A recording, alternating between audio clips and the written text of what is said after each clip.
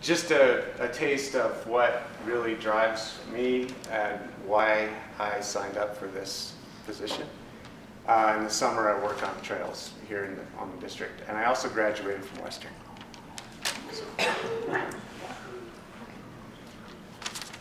So I'm Laura Schmellen, and I'm a trail crew leader during the summer months, and then in the winter, I'm a backcountry snow ranger. And I went to Western many, many moons ago, and I went there because I wanted to ski, and I loved the backcountry a lot. And it was a passion for me. I worked at Crested Butte Mountain Resort for 3 years, and then went overseas and worked for the Air Force leading backcountry mountaineering in the Alps.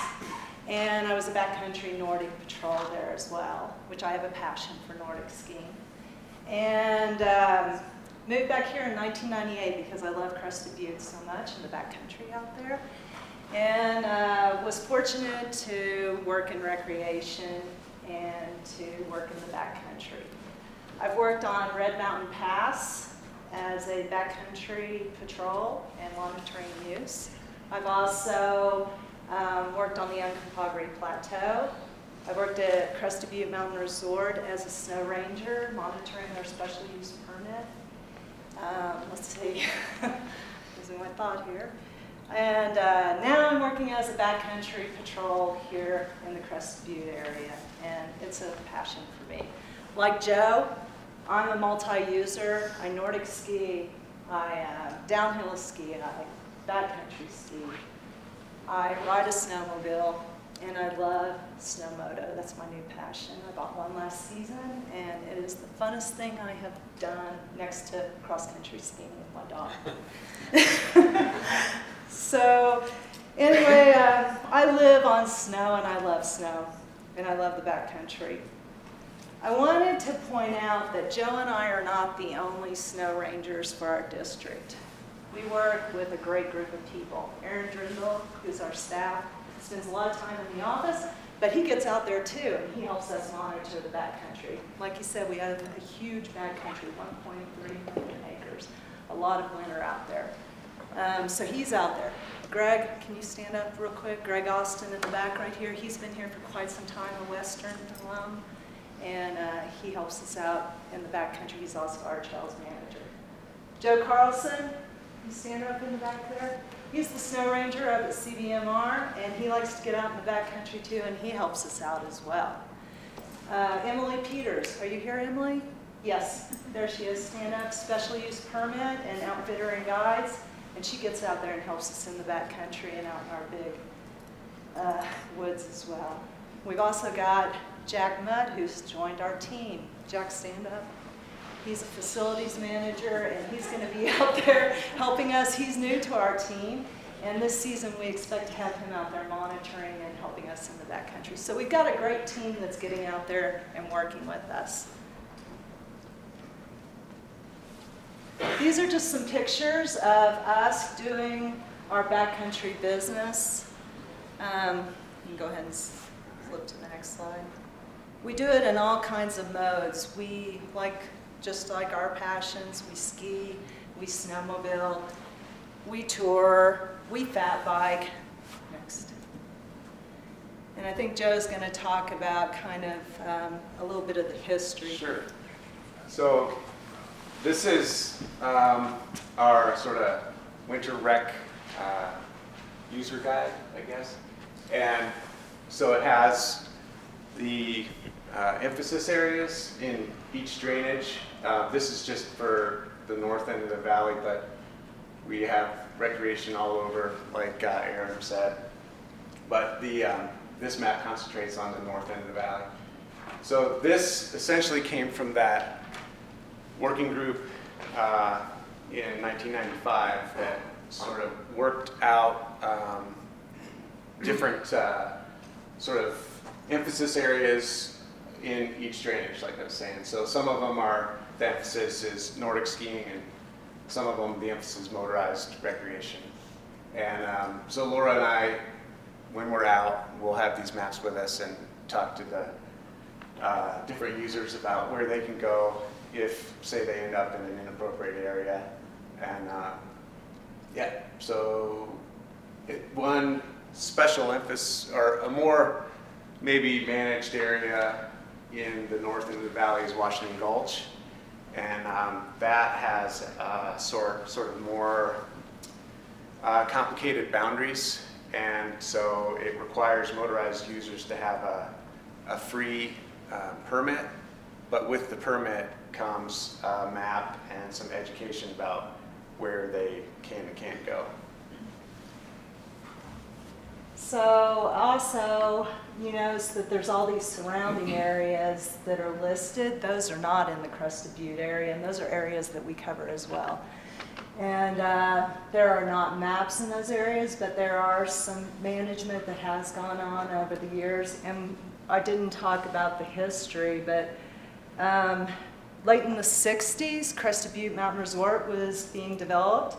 And that's when we saw a pickup of all kinds of recreational use on the forest and winter use. And it's just been booming ever since. So there's been a lot of management since the late 60s, probably even before that, but it's continuing to grow, and it grows more and more every season. So we're really glad to see all of you folks here, because you're part of being out there and helping us develop more like this.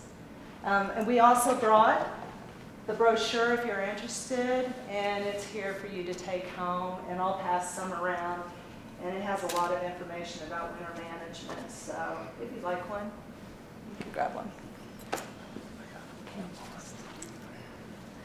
So as a snow ranger, our responsibilities are to monitor winter use, and what that means is we go out every single day, and we go out on a fat bike, we might go out on skis, we might go out on a snowmobile, and we're looking and observing and seeing what's going on in all of our different drainages.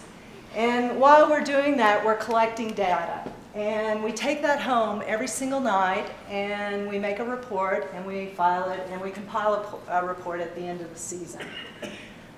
What we both really enjoy is the education part of it, getting out there and talking to the folks. And it really goes a long ways. Like John and Steve both said, just having uniforms out in the field, talking to folks and letting them know what our rules and regulations are, and just having the presence out there. So on the topic of education, maybe y'all can pick up what I'm getting at. We see a lot of these. I don't know what's in here. I mean, I don't, because we don't normally like open them up when we find them, but we find a lot of them, and that's sort of something that we'll be educating on a lot more out in the field, because, you know, what's in here is probably a problem, but the combination of what's in here and the plastic is an even bigger problem. So we're going to be talking to people about that. So if you see these, be brave and take them with you. Is there anybody here that thinks they're brave enough to take this one with them? All right. All right. There you go. Here it comes. Now we dare you to open that. You can reuse that action. I promise. And you can use what's inside it. It's really not the poop that we want to see. It's a big message for us. A lot of our partners, and I see a lot of faces that help out, send out that message, and that's what's really cool about having all these people here, is that there's a lot of folks out there that are like, hey, you know, don't leave that there, and don't leave your bag. So education is a big thing for us. Enforcement, it's something that Joe and I it's not our favorite part of the job, but we have to do it. And so we're force protection officers, and we can actually write tickets, and we did write our fair share last season. Oh, this is Fuller, our law enforcement officer, and he keeps us straight on that. But another thing we do is maintenance, and that's a big part of our job. We put up hazard poles, we put up signs. We're in the process of putting up signs, trailhead signs, information boards as we speak, getting ready for the season. We work with our partners. There's a lot of partners out here that we see, and we thank you for being here because you are our eyes and ears out there, and you're very helpful. And then we also inspect our outfitter guides and go to special events on the forest. And one of our sort of newest, I guess, activities or permitted activities is fat bike trail grooming. So we've been sort of keeping an eye on that and seeing how that's going, which was a nice thing to do. This year, we didn't have quite as much activity because of the snowpack. So I would like to point out in this picture, this is up Cement Creek. That's actually Joe riding the fat bike. Working with the different groups and the community, the decision was made to put in a cross-country track on the right. We've got a fat bike lane, and then on the left where the dog is, that's a doggy lane, but also a snowmobile lane. And so it's worked out really well. There's been a lot of education and sharing information. And I think that's what makes a really good multi-use area is folks sharing that and working together to work out everybody's use in the area. Maintenance. This is Greg Austin. He's out clearing a trail in the wintertime, and we do a lot of tree clearing. We will go to facilities, our remote facilities. We have old guard stations out in the forest that will clean roofs and go out and check and make sure everything's okay. What else maintenance-wise? Like snow poles and marking hazards and things like that. Yeah, so there's a lot of maintenance, a lot of signing that we do. Yeah, the signs kind of take a beating in the winter. So yeah, another part of our program is monitoring outfitter guide and special use permits. We have a snowmobile event out of Arrowhead in one of the shots, and then that's one of our partners with his daily grooming log or something like that. So, but that's a good part of the gig, and we love working with the partners on education days, and they're a huge help in what we do, and it's great to be part of that community. This was a great day. This was up at the Snodgrass Trailhead, and we had Rocky Mountain Biological Lab, we had Crested Butte Mountain Bike Association, and also Share the Slate at this event. The partners organized it, and we just joined them to share information, and one of the big messages was the poop bags. But all working together just to share information on responsible recreation. Oh, and I just love this photo. I threw it in there because this is what we see at a lot of our trailheads every day. It's multi-use. It's someone on snowshoes. There's also cross-country. There's a hiker out there and a fat biker. And I just like that photo a lot, demonstrating our mission of promoting multi-use. This was another event that Laura and I monitored the permit just to make sure that they're doing what they said they were going to do, and things went smoothly, and helped them out where we could. This was the Gothic Mountain Tour. This is what's referred to as top of the world. So this is actually one of our motorized boundaries of Washington Gulch as well. So to the looker's left, that basin to the left is the non-motorized area, and then the ridge is the boundary. And I'm pretty certain that we could be top-notch on the amount of snow up in that area in Paradise Divide. Large accumulations. This is an example of enforcement. This is me being extremely brave because look how big that guy is. And it says monster right on his shirt. So anyway, I made it do that. He was nice. I'm not sure if that was his real face though. Yeah, it's part of what we do. And Laura and I, we focus more so on education, but there are examples of people just, I mean, enough is enough. You know, you can only educate so much without having to kind of put a little sting in it sometimes.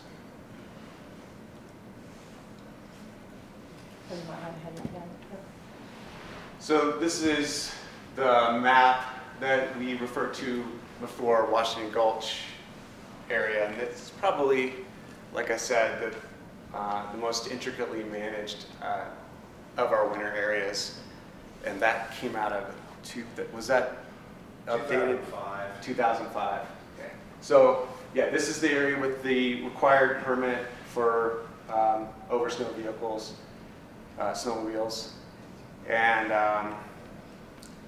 this is one of the areas that Laura and I kind of concentrate on to make sure things are going the way that they're supposed to up there. And for the most part, it's pretty good. We have some areas that we need to pay attention to.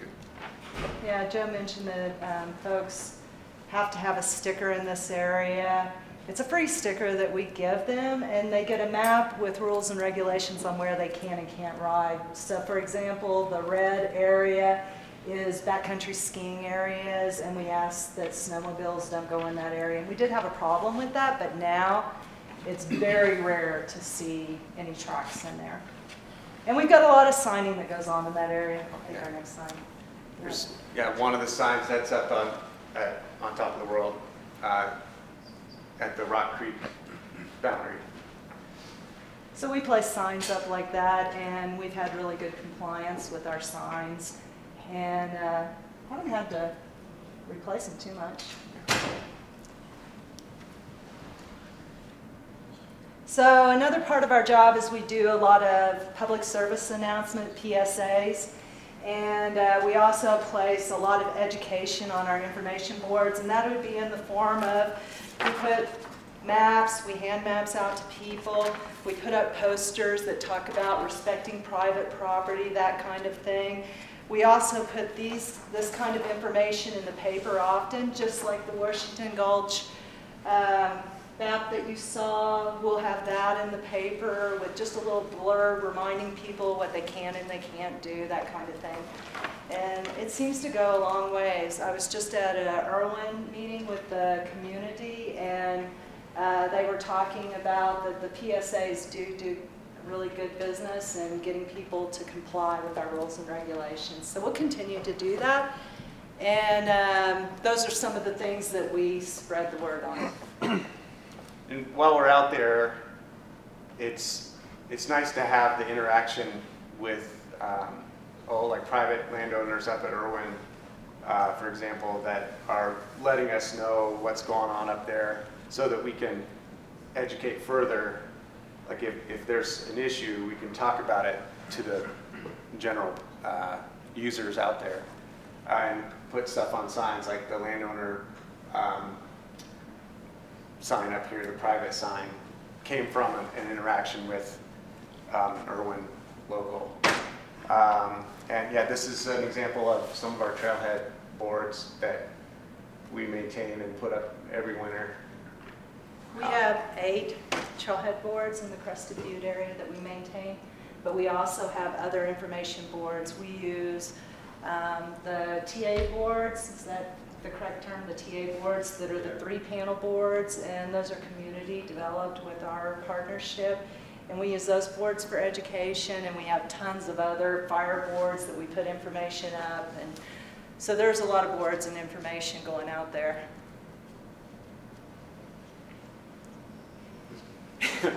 So some future goals. We're going to continue engaging with winter users to improve their experiences, like I said, like listening to what's going on out there, how people are feeling about it, and continuing to sort of tweak our message and get a feel for what's needed in all the drainages. Laura is sort of primarily the PSA creator. Is that right? With his help. He proofs me. And so, yeah, we'll continue to put out PSAs. Enforcing the Rock Creek boundary is something that we like to do. And continue data collection in the highly used areas of the forest. Okay. So, in closing, I know that each and every one of you guys love snow as much as we love snow, or you wouldn't be here. And I'm pretty certain that you love your public lands just as much. Is there anyone that knows who these guys are? Scotty. Yes, and? Yes, the goddess and god of snow. You're the winner of the lead. There you go. So, what we would like to ask is that all of you come together, that whatever it takes, that you pray, meditate, you do your dance with your snow stick, whatever it is, that you do that so that we get lots of snow this season, that we can continue to work on these things and all come together and keep having fun out there.